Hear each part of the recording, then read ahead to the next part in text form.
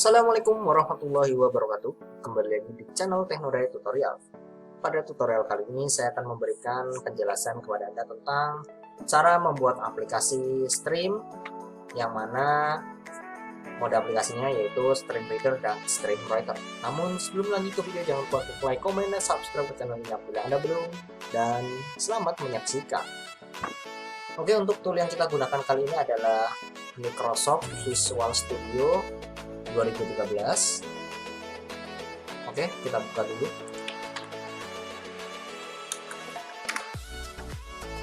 Saya menggunakan Microsoft Visual Studio 2013 Ultimate. Oke, langsung saja saya jelaskan tentang alur pembuatan aplikasi Stream Reader dan Stream Writer. Langsung saja, yang pertama siapkan dulu file atau data dummy yang digunakan untuk menyimpan data dari user. Oke, langsung aja kita buka notepad di sini. Setelah kita buka notepad, kita tuliskan data, yang mana data itu harus mengandung pertama ID yang unik ya, kedua nama, dan ketiga tempat tinggal atau alamat. Nah, kita contohkan di sini menggunakan beberapa data. Contohnya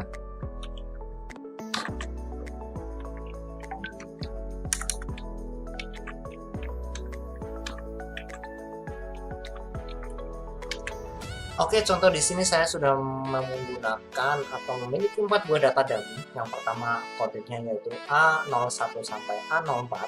Yang kedua namanya dari Septian Saputro sampai Magister Andi Rahmawan, dan alamat Jakarta sampai Surabaya. Ini langsung aja kita simpan. Ini terserah mau simpan di mana. Saya mau simpan di desktop saja. Dengan nama data desktop customer, pastikan .txt. Oke, kita save. Nah, setelah kita save, kita close. Yang pertama data sudah disiapkan, data dummy. Yang kedua adalah membuka aplikasi Visual Studio. Nah, di aplikasi Visual Studio ini langsung aja kita klik new project. Pastikan menggunakan Visual C# dan Windows Home Application. Untuk nama dari aplikasi sendiri terserah. Saya akan menggunakan nama yaitu Stream Latihan. Nah, ini terserah. Untuk lokasi kalian bisa simpan dimanapun Anda mau. Yang penting ingat ya, minimalnya di mana. Untuk defaultnya ini di C, karena ini saya penuh, saya pindahkan ke B. Dengan solution name-nya Stream Latihan. Setelah itu klik OK. Maka Visual Studio 2013 biasanya membuild dahulu beberapa file-file yang dibutuhkan seperti form1.cs dan lain-lain. Nah, ini kenapa tadi terasa cepat? Karena saya sudah menggunakan SSD di laptop saya ini, jadi proses akan lebih cepat. Apabila teman-teman masih ada yang mengalami lambat ketika build ini formnya, saya sarankan untuk segera upgrade ke SSD, karena itu benar-benar sangat membantu teman-teman, karena perbandingannya pun sangat jauh. Oke, langsung lanjut ke aplikasi, yaitu nanti ini kan form kosong nih. Nah, kita akan membuat aplikasi seperti gambar berikut. Nah, di dalam form aplikasi tersebut terdapat 3 buah nama, yaitu ID customer, nama, alamat. Nah, di ID customer ini fungsinya untuk menampilkan ID yang tadi kita buat. Nama tentu sesuai dengan judulnya, nama, dan alamat sesuai dengan judulnya juga. Nah, yang ditampilkan apa? Yang ditampilkan adalah data dummy yang tadi kita buat, yang A01 tadi, A02, A03, A04, dan seterusnya. Karena tadi contohnya cuma 4, jadi sampai A04. Nah, ini untuk menampilkan data adalah fungsi Stream Reader. Nah, lalu fungsi Stream Writer-nya di mana? Fungsi Stream Writer itu ada di menu-menu yang ada di bawahnya, di button-button yang ada di bawahnya, yaitu dari button mulai first, spread itu next, last, add, delete, open, save, exit. Yang termasuk Stream Writer yaitu add dan save. Yang lainnya mungkin hanya sebatas menampilkan saja seperti first, preview, next, last. Nah, itu untuk menampilkan saja. Lalu untuk tombol-tombol yang lain seperti open, exit, delete itu adalah tombol untuk pengoperasian. Kita lanjut ke bagian detail-detail formnya untuk nanti digunakan pengaturan yang dimasukkan ke codingnya.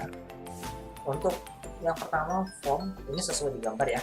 Form itu kan di atas ada control, properties, value. Nah, kontrolnya ini atau nama dari itemnya itu di kolom kontrol. Untuk item-itemnya itu berada di kolom kontrol, yaitu di sini ada beberapa seperti form, panel, label, text box, button, open file dialog, dan save file dialog. Lalu untuk properties ini tipenya ya, tipe atau pengaturan spesifik dari setiap formnya. Lalu value atau nilai dari setiap item-item tadi yang mungkin nanti bisa dimasukkan ke codingnya. Oke, langsung aja saya jelaskan. Yang pertama yaitu form. Form ini tentunya di pop ketika kita membuat, yaitu 6 propertiesnya form data style, txt, start position, lalu value-nya sesuai itu window, data customer, dan center string. Lalu untuk panel, panel ini yang mana warnanya tadi kalau kita lihat di form sebelumnya itu warnanya ungu ya, ungu. Nah, ini namanya panel. Namanya panel ini punya properties atau punya settingan backcolor, lalu border style. Backcolornya sendiri pilih dan sesuaikan dengan warna yang Anda inginkan. Kalau tadi kan ungu, Anda bisa ganti dengan sesuai dengan warna yang Anda inginkan. Lalu untuk border style kita gunakan fixed 3D. Ini fungsinya agar formnya tampil seperti memiliki efek 3D.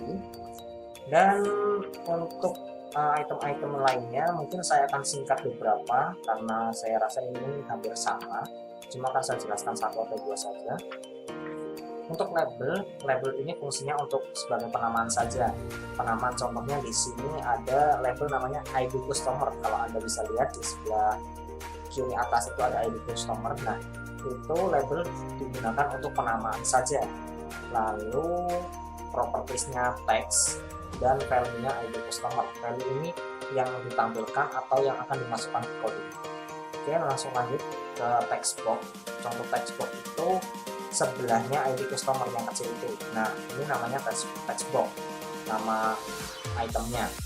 Nah, untuk text box ini kita hanya akan mendefinisikan value-nya, yaitu yang akan digunakan oleh coding saja, yaitu kita gunakan atau kita ubah bagian name yang bagian atas itu dengan txt id sesuai dengan apa yang kita akan inputkan di coding.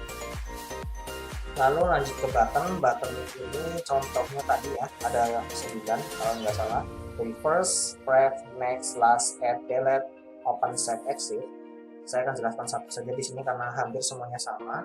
Ini pun sebenarnya hampir sama ya untuk perlakuannya, yaitu namanya button atau itemnya namanya button. Lalu penamaannya itu ada dua, value-nya di sini. Untuk yang dimasukkan ke coding namanya button btn first, dan yang ditampilkan itu first. Lalu langsung kita ke bagian bawah, itu ada open file dialog. Ini fungsinya untuk merekam data, dan save file dialog untuk menyimpan data. Oke, seperti itu kurang lebih. Langsung saja kita buat formnya. Untuk menu item-itemnya atau item yang akan digunakan, kita gunakan menu toolbox di sini. Lalu kita pin aja biar tidak hilang-hilang dan kita. Oke, langsung kita ikuti sesuai dengan panduan yang ada di data sheet.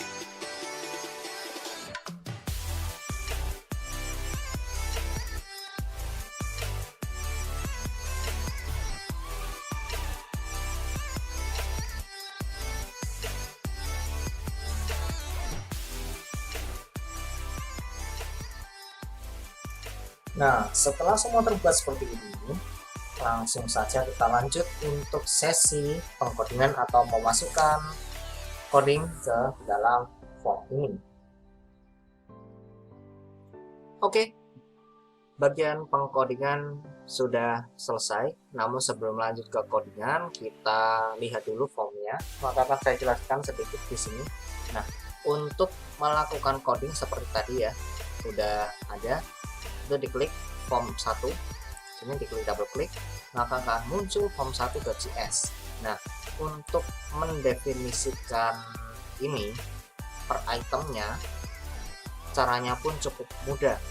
Misalnya kita hendak mendefinisikan tombol first, kita double klik saja tombol first, maka dia akan muncul. Atau ini contoh awalnya, kita definisikan form 1. Nah, kita double klik form 1, maka akan muncul seperti ini. Setelah codingan muncul atau kode editor muncul seperti ini, tambahkan di awal yaitu using system.io. Ini fungsinya untuk menambahkan, untuk mengenable fungsi aplikasi agar dapat membaca data dari luar. Nah, setelah itu saya akan tunjukkan kepada teman-teman untuk codingan di formnya. Oke, untuk formnya seperti ini. Codingan di form itu jadi dimulai dari sini sampai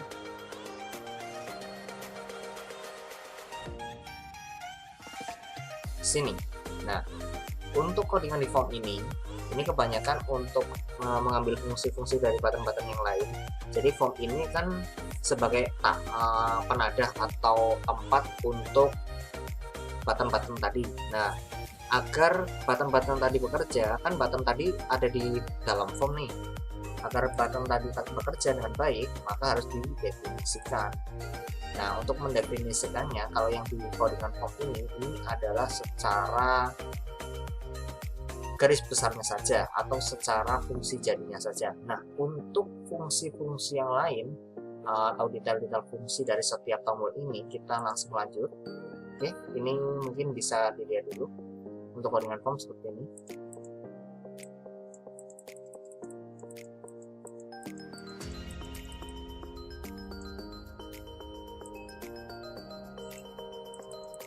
Oke, lanjut ke tombol button open. Nah, untuk button open codingannya seperti ini. Lalu lanjut ke button save. Untuk codingan button save, codingnya seperti ini.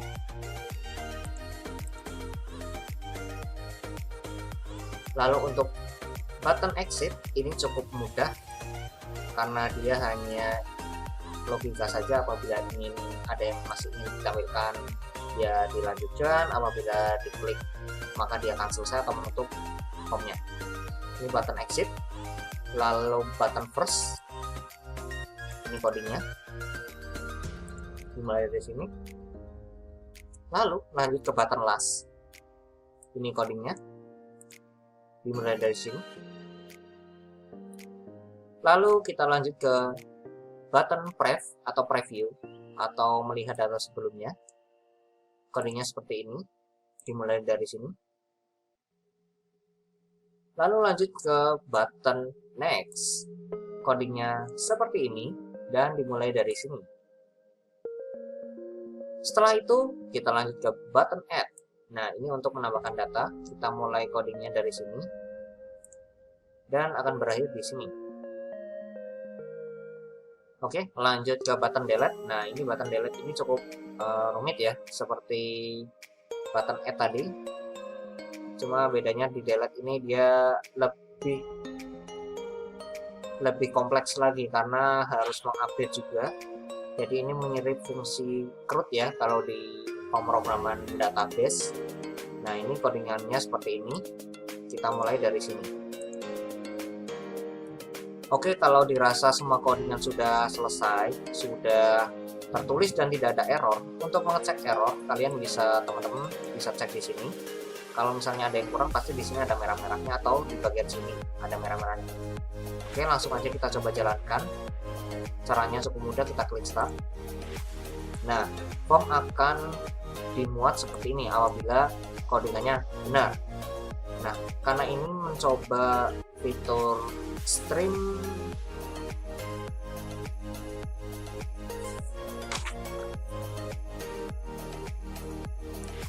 karena ini untuk mencoba fitur stream read, nah maka kita akan coba buka sebuah file yang awal video tadi kita buat, yaitu file data customer. Kita klik open. Nah, ini saya nyimpannya tadi di desktop. Kita klik di sini lalu klik open. Nah, di sini bisa dilihat tadi data yang pertama kita pakai kode A ya, A01 sampai A04. Kita coba button ini dulu, button next dan previousnya. Next. Nah, oke. Button previousnya berjalan juga. Lalu button last berjalan, button first berjalan. Lalu kita coba sekarang button add. Nah, kita coba button add. Kita tambahkan datanya A05, namanya Supingit, halamannya kita buat Semarang. Lalu kita klik save untuk menyimpan. Apakah nanti datanya tersimpan? Kita coba saja. Kita klik save. Oke. Replace. Ya. Kita coba mulai dari awal. First. Oke, masih sama. Next. Oke, masuk. Sekarang kita coba untuk delete data ini, Mukti Supingit. Kita klik delete. Hanya ada 4, lalu kita save.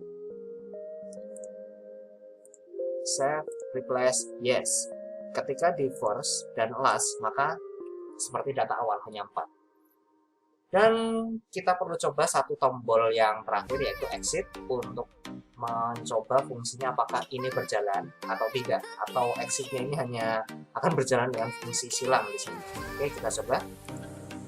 Oke, alhamdulillah semua sudah berjalan dengan normal, aplikasi sudah dibuat dan data sudah berhasil ditambahkan.